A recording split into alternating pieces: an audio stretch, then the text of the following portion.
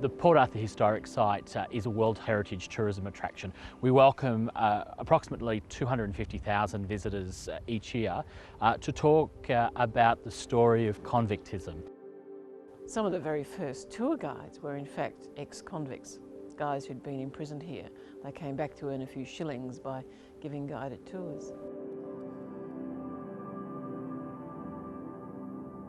The site has been managed by various different organisations, including the National Parks and Wildlife Service, and more recently in the early 80s, the Port Arthur Historic Sites Management Authority has been managing this World Heritage Site.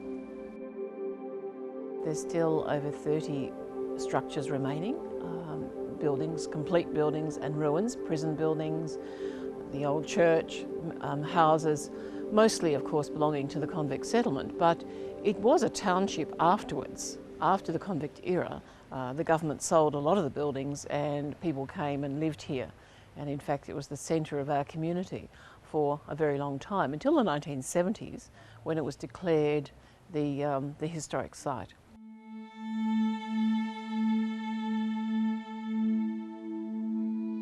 Well, on the 28th of April 1996, another very, very sad chapter of our history was added to this place when a lone gunman entered the site, and what resulted was 35 people were killed by him. Many others were wounded, and physically, of course, and mentally scarred. It was a tragedy not only for the people who were here, for the community, but it was certainly something that was felt nationally and beyond Australia's shores. So immediately, the first focus had to be on the people, the staff and everybody who was impacted. And a lot of decisions had to be made in such a short space of time, it seemed. For 3 weeks the site was closed, and on that third Sunday after the massacre, there was a memorial service, a huge service held here to reopen the site. But in that 3-week time frame, a lot was going on behind the scenes. Looking after people obviously was always the most important thing, but also thinking about what is the long-term future for the place. And I guess almost immediately it was decided, well, it would reopen. There was no doubt about that. It was such an important site. There were things like our ghost tour that we had been running for many, many years before the massacre occurred. And there was some talk about, well, should we continue this or not? A lot of the guides who were conducting ghost tours, it was important economically for them to have a job to come to. And so the ghost tours continued. But in that first 3 weeks as well, we worked with travel agents, contacting many travel agents and inviting them to come down and undertake familles again and to see for themselves.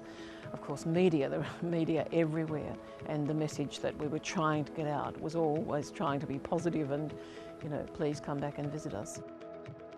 We did have lots of people still came to visit, but they didn't stay in the area, in the region, and they didn't visit any other of the local attractions.